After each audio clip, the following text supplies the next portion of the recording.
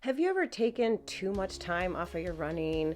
Have you ever lost your running mojo? Maybe you had an injury and you had to take some time off, or it was a race. This happened to me this year. I got injured and I had to deal with not running for a while, and that's so hard. Hey, my name is Coach Lisa, and if you're new here to my channel, I'm here to help you put the fun in your run. And thanks for coming back if you're coming back again.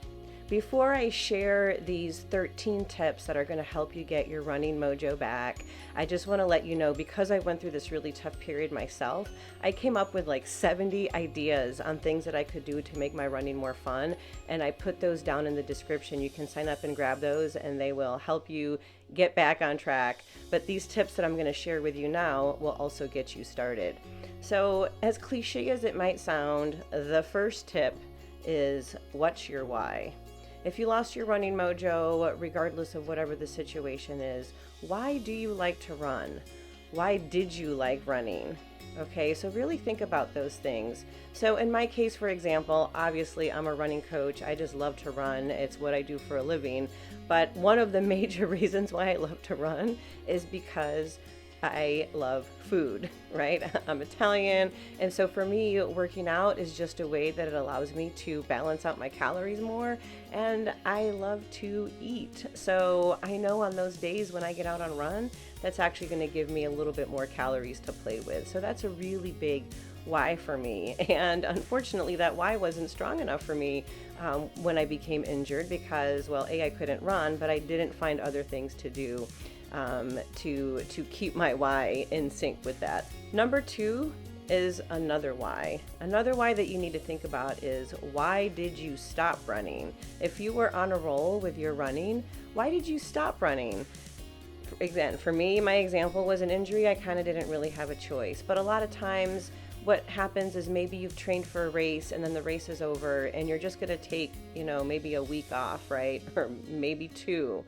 And then before you know it, a month's gone by. So what was the obstacle? Like, what happened? And start really digging deeper and figuring out what the obstacle was. And then how can you get over that obstacle now, right? So if it was a race, maybe you need to sign up for another race. I'll talk about that in a second.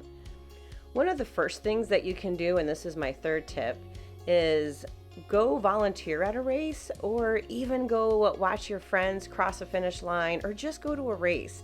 There's nothing more exciting than being at a finish line, and stay there for a while. Even maybe go to the end and watch the people who are coming in at the end, and just see how cool it is for them to finish their race and that emotion, and just remember how that felt for you.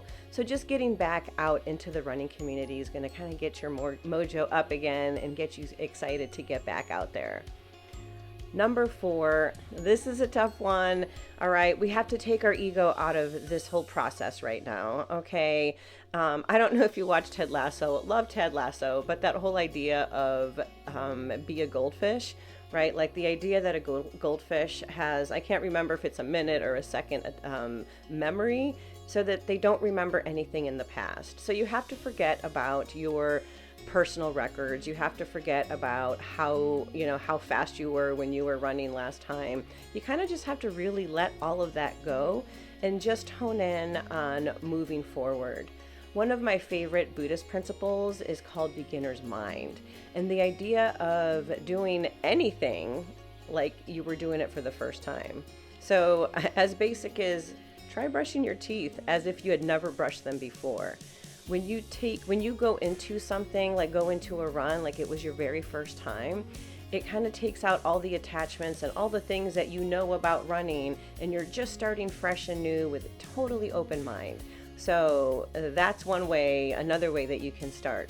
Number five, as I mentioned earlier, if it was because you were training for a race, and then the race is over, then maybe following a plan is really your thing, right? So finding another race, and depending on what your last one was, it doesn't have to be a big race. Maybe it's a 5K. A 5K is fantastic. You can also, the internet is amazing, right? You can go on the internet and just Google 30-day training plan. So just trying to find anything that you can follow, whether it's for 30 days or 60 days, but having something to follow, a plan that's going to help you stay on track, because it probably worked for you before. So, if it's not broke, don't fix it. just start a new plan. And when you're ready to start, number 6, schedule it on your calendar. Schedule your runs, your workouts, your stretching. Schedule it on your calendar.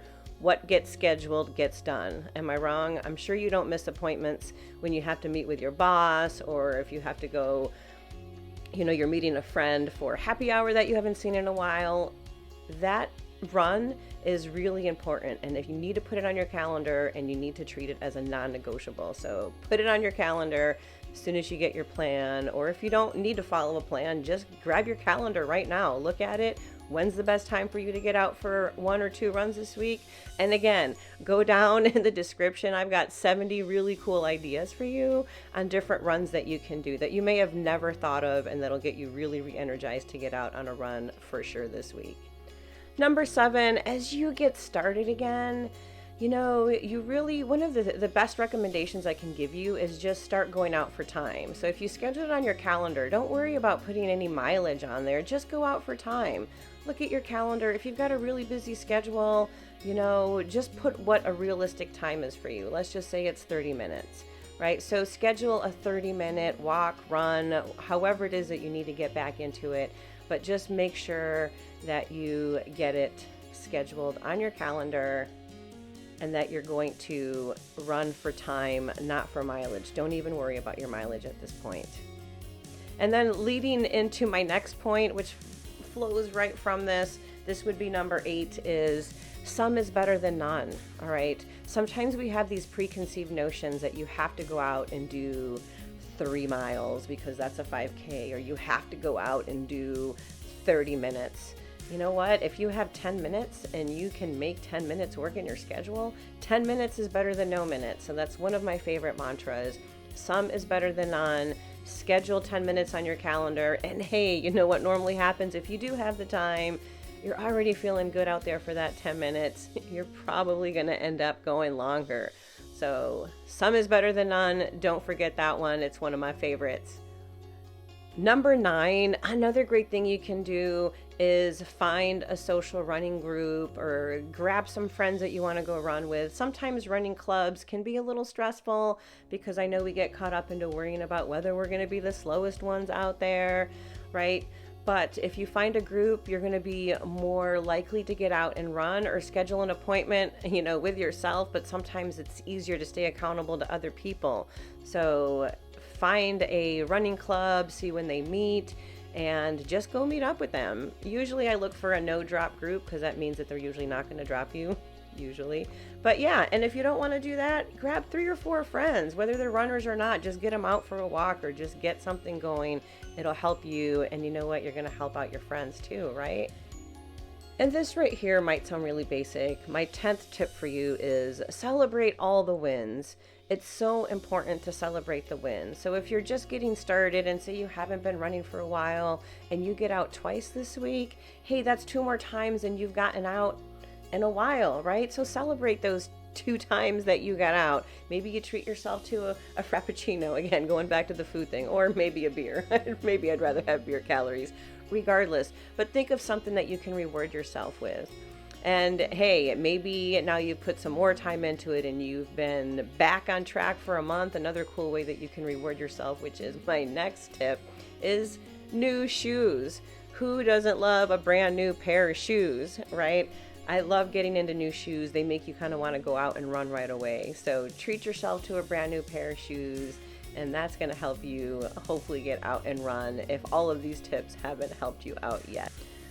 And last but not least, my 12th tip is to have enough different ideas on different runs that you can do. Of course, we have the regular runs that you would do, maybe, a speed interval run, or you go do hill repeats, or getting out on a trail. But again, I wrote a checklist with 70 different types of runs that you can go out and do that are just different. So I would check those out. They're down in the description. Again, go ahead and check them out, and I'll guarantee you're going to have several ideas on ways that you can get out for a run today, even if you wanted to.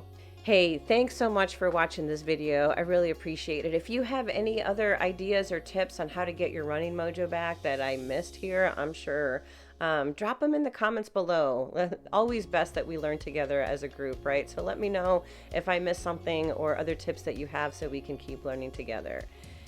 See you on the next video.